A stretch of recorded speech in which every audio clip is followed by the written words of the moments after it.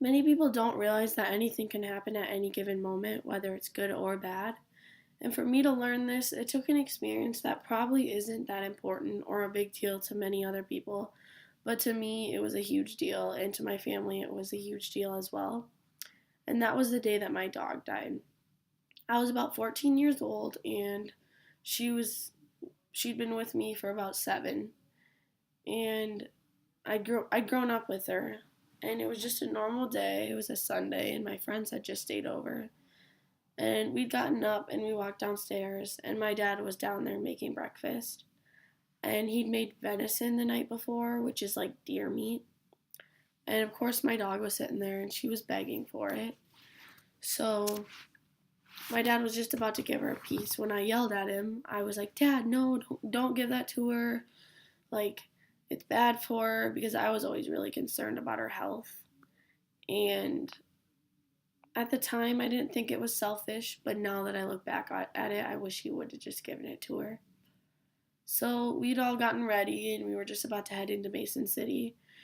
And we had to drop one of my friends off. So we all got into the car. And then I realized I forgot something. So I ran back inside.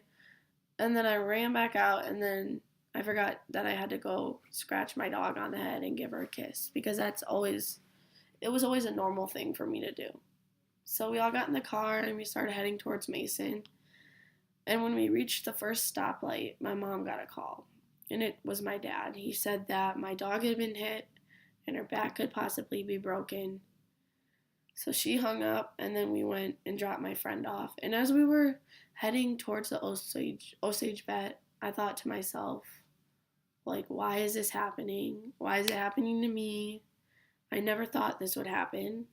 And I just thought and thought and thought the whole way there. And then when we reached the Osage vet, we pulled into the parking lot and I saw my dad's old station wagon.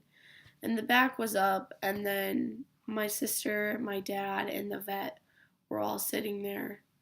And we got out, we walked over, and then I saw her in there. And to me, it was probably one of the hardest things that I've ever seen in my life.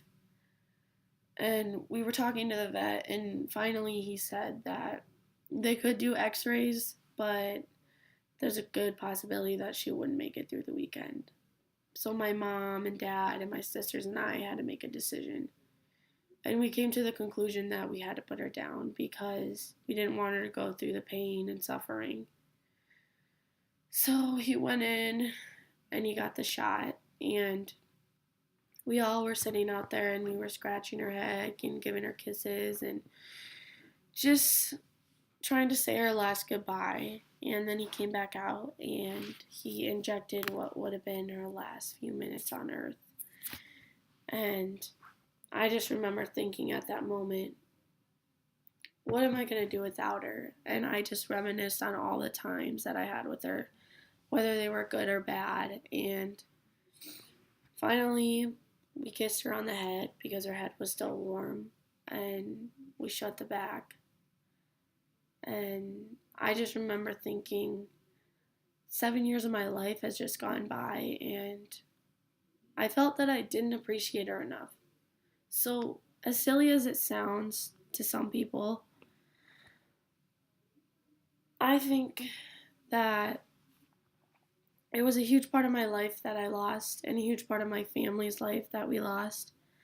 And the biggest lesson that I've learned with it was that you need to be grateful and you need to appreciate all the things in your life and all the people in your life. And you need to keep good relationships with people because that's what life is truly about. So always remember to appreciate and be grateful of everything because no matter what, there's no way you can see it coming. Anything can happen at any moment.